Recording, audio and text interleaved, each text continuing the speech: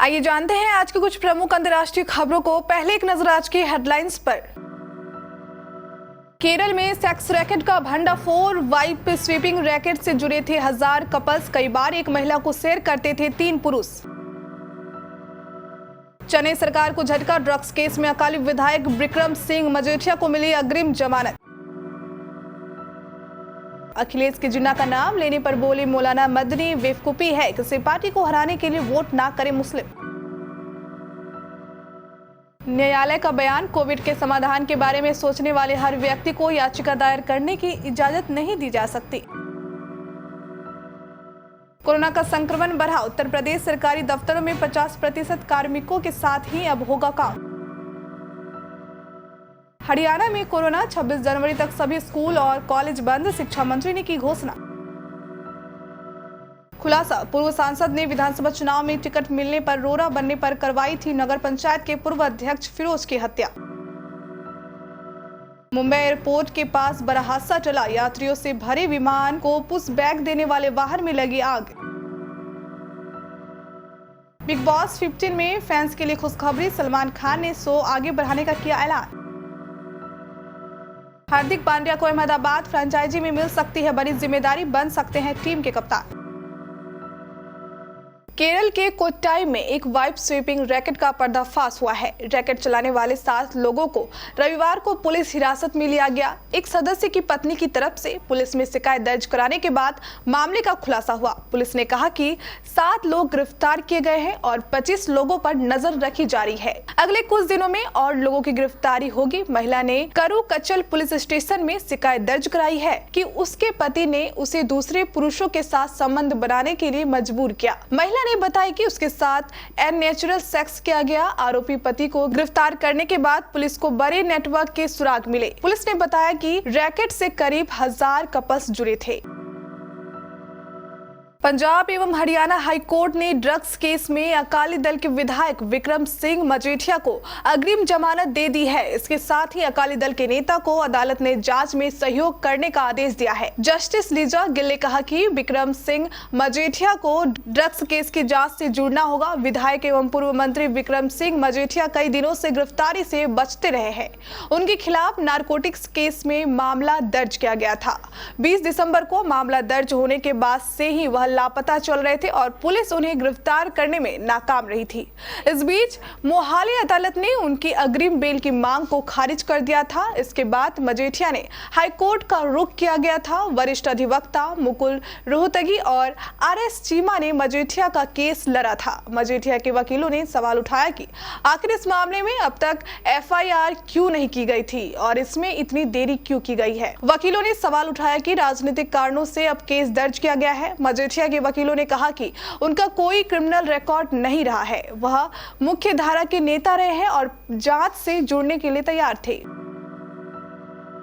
उत्तर प्रदेश में होने जा रहे विधानसभा चुनाव में पाकिस्तान के जनक मोहम्मद अली जिन्ना का नाम भी खूब उछाला जा रहा है।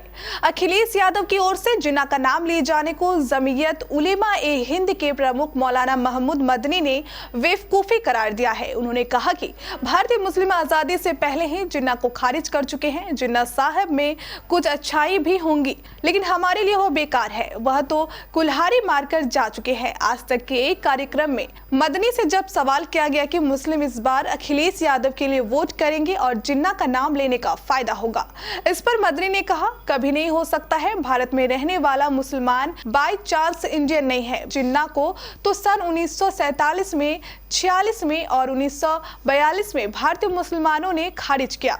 अखिलेश ने जिन्ना का नाम क्यों लिया? इसके जवाब में मदनी ने कहा यह तो वह बताएंगे। आडवाणी जी ने क्यों नहीं लिया था, यशवंत सिन्हा ने क्यों नहीं लिया था या अखिलेश ने क्यों नहीं बताया। जनवरी उच्चतम न्यायालय ने सोमवार को कहा कि कोविड-19 का कुछ न कुछ समाधान है। यह सोचने वाले हर व्यक्ति को याचिका दायर करने की अनुमति नहीं दी जा सकती। इस टिप्पणी के साथ ही न्यायालय ने उस याचिका पर विचार करने से इनकार कर दिया जिसमें आरोप लगाया गया था कि चीन जैविक हथियार के रूप में वायरस का जानबूझकर प्रयास कर रहा है। न्यायमूर्ति एस.के. कोल और न्यायमूर्ति एम.एम. सुंदरेश ने एक वकील की याचिका खारिज करते हुए कहा कि यह महज प्रचार के लिए दायर की गई थी। उत्तर प्रदेश में कोरोना वायरस संक्रमण की तीसरी लहर की गति पकड़ने के साथ ही सीएम योगी आदित्यनाथ ने सतर्कता भी बढ़ा दी है। सीएम योगी आदित्यनाथ ने कोविड-19 के प्रबंधन के लिए गठित उच्च स्तरीय टीम 9 की बैठक में कोरोना संक्रमण को बढ़ते प्रसार को देखते हुए नई गाइडलाइन भी जारी कर दी है। उन्होंने निर्देश दिया कि प्रदेश के सभी सरकारी दफ्तरों में 50% कार्मिकों के साथ ही कार्य कराएं। किसी भी कीमत में 50% से अधिक कर्मी एक समय में किसी भी दफ्तर में ना आए।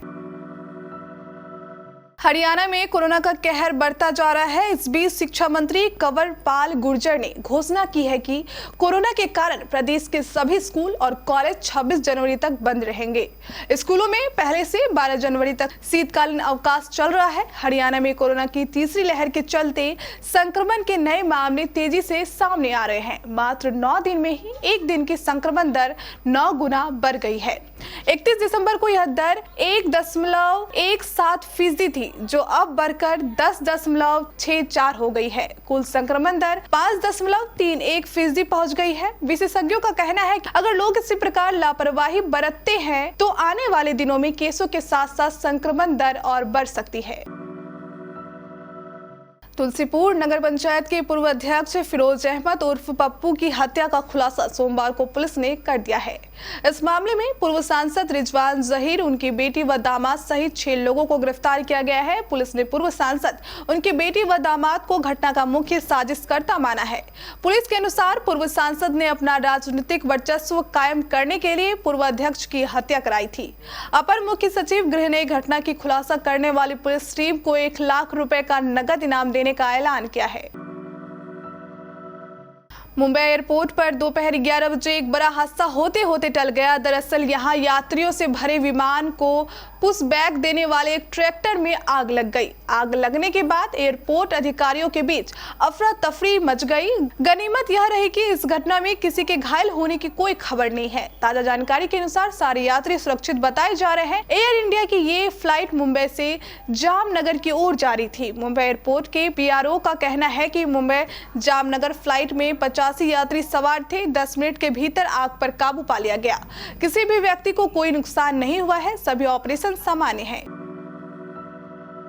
बिग बॉस 15 के फिनाले को लेकर पहले ऐसी खबरें थी कि इसका 16 जनवरी को ग्रैंड फिनाले होगा, लेकिन फिर पता चला मेकर शो को बढ़ाने का फैसला लेने वाले हैं। आमतौर पर बिग बॉस का हर सीजन 3 महीने तक होता है, लेकिन पिछले कुछ सीजन पर नजर डाले तो टीआरपी बटोरने के लिए शो को बढ़ाने का फैसला लिया जाता है। सीजन 13 करीब 5 महीने तक चला था। यह अब तक का सबसे सफल और सबसे लंबा सीजन था। उसके बाद सीजन 14 भी 1 महीने के लिए बढ़ाया गया था। अब बिग बॉस 15 को 2 हफ्ते तक के लिए आगे बढ़ा दिया गया है। शो का एक प्रोमो कलर्स टीवी ने जारी किया है। कंटेस्टेंट कॉमन एरिया में बैठे होते हैं। बिग बॉस बोलते हैं, टिकट टू फिनाले वीक जीतने की जंग अभी खत्म नहीं हुई है। इसके बाद कंटेस्टेंट के सामने लगी टीवी स्क्रीन पर सलमान खान आते हैं और कहते हैं, एक गुड न्यूज है, यह शो 2 हफ्ते के लिए एक्सटेंड हो रहा है। यह सुनकर राखी खुशी से चिल्ला उठती है। वही बाकी कंटेस्टेंट भी खुश होते हैं। आईपीएल के आगामी सीजन से 2 नई टीमें अहमदाबाद और लखनऊ मैदान पर उतरने वाली है। इसके साथ ही 2022 से आईपीएल में 8 के बजाय 10 टीमें एक दूसरे के खिलाफ खेलते नजर आएंगी। वहीं अहमदाबाद फ्रेंचाइजी से जुड़ी एक बड़ी अपडेट सामने आई है। मुंबई इंडियंस के स्टार बल्लेबाज Hardik Pandya India premiere league के 15वें सीजन में अहमदाबाद टीम की कप्तानी करते हुए नजर आ सकते हैं। 2015 में अपने आईपीएल डेब्यू के बाद से मुंबई इंडियंस के लिए खेलने वाले ऑलराउंडर को आगामी मेगा नीलामी से पहले रिलीज किया गया था। इसलिए वह या तो 2 नई फ्रेंचाइजी में से एक द्वारा चुने जाएंगे या नीलामी पूल में हिस्सा लेंगे।